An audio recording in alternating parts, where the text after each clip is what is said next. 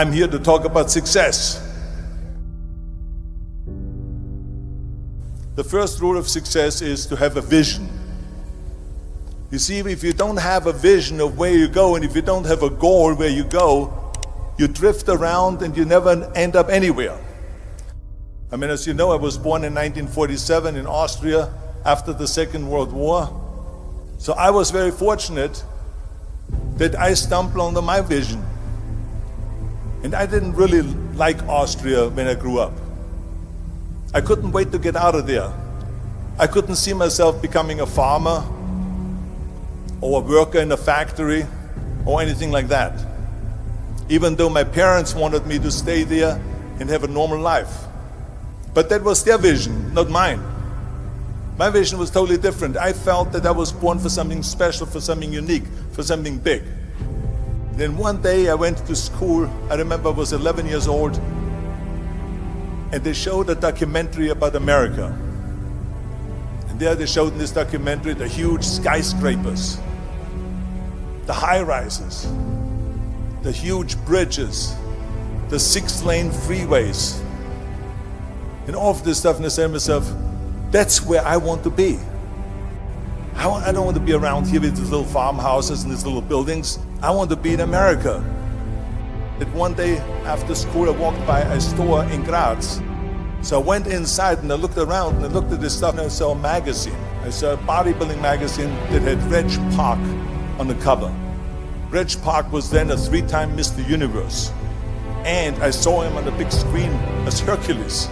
I read that and I said to myself, wow, this is the blueprint for my life. This is exactly what I want to do. I want to become a bodybuilding champion just like Reg Park. I want to get into movies just like Reg Park. And I want to make millions of dollars and be rich and famous just like Reg Park. Do you know how great it felt that I knew where I was going? Imagine the majority of people don't know where they're going. I knew where I was going, that I'm going to become this bodybuilding champion just like him. So it was just a question of how do you do it? I was so relieved, because when you have a goal, when you have a vision, everything becomes easy. So people always ask me, when they saw me in the gym in the pumping iron days, they say, why is it that you're working out so hard? 5 hours a day, 6 hours a day, and you have always a smile on your face. And I told people all the time, I said, because to me, I'm shooting for a goal. In front of me is the Mr. Universe title. So every rep that I do gets me closer to accomplishing that goal, to make this goal, this vision turn into reality. Every single set that I do, every repetition, every weight that I lift will get me a step closer to turn this goal into reality. So I couldn't wait to do another 500-pound squat.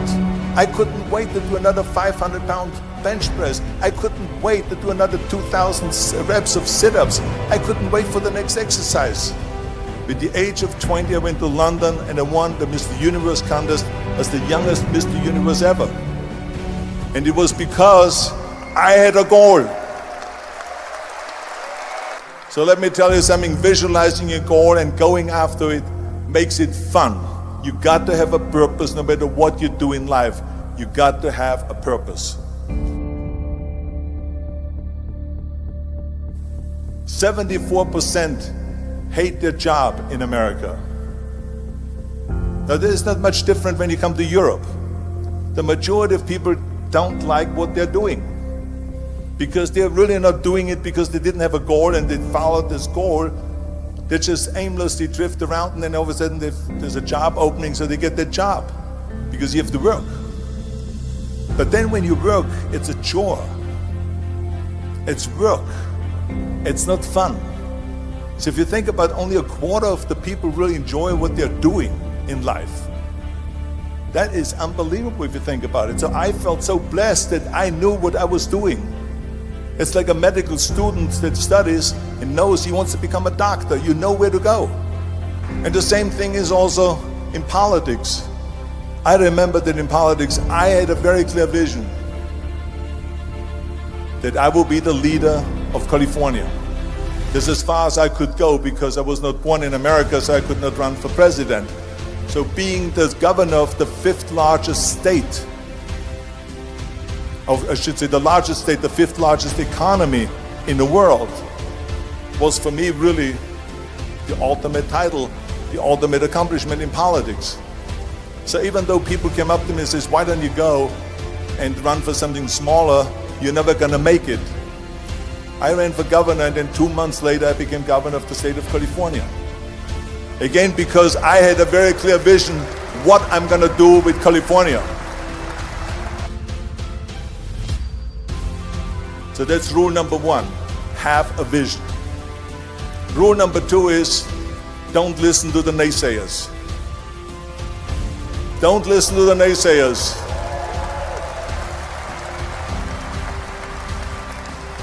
Everything I ever did, the thing that I heard out of people's mouth was, that's impossible. That can't be done. Or no. That is exactly what I heard, and of course I proved to the people that it can't be done. So whenever someone said to me, it can't be done, I heard, it can be done.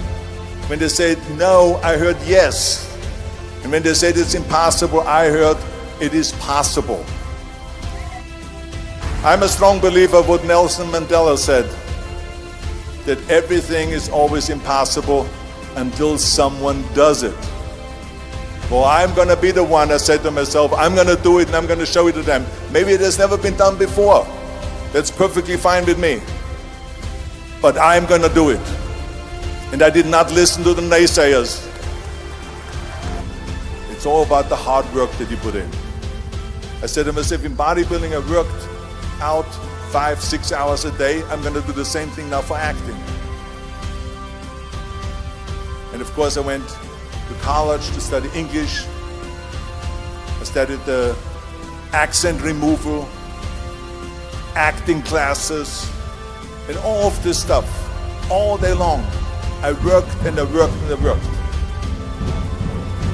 And within a short period of time I made one movie called Hercules in New York, which of course went right into the toilet. But it didn't discourage me. I still had the same vision. And then all of a sudden I did Streets of San Francisco. I did Stay Hungry and Pumping Iron and The Villain. And then all of a sudden I was asked by Dino De Laurentiis and by Universal Studio to star in Conan the Barbarian. And after I did Conan the Barbarian, the director at the press conference said to the press, the director was John Milius, he said to the press, if we wouldn't have had Arnold, we would have had to build one. So think about that. The very body that they said can never be sold because the time is wrong, a few years later, I'm doing Conan the Barbarian, and it was the #1 hit at the box office when it came out in the summer of '82. Think about that. And the director says, if we wouldn't have had his body, we would have had to build one. So all of a sudden, my body became an asset, not a liability. And the same thing was with Terminator. After we were finished filming Terminator, Jim Cameron said to the press, if Arnold wouldn't have had that accent and talked like a machine, I think the movie wouldn't have worked. So think about that. The body and the accent that they attacked was an asset. But I didn't listen to those losers. I didn't listen to them at all. It's just the reality of it is that you cannot listen to the naysayers. So this is a very important lesson for all of you. So when someone says, no, this is a stupid idea, you in your mind, you don't have to say it, but in your mind just say this, fuck you, you're an asshole.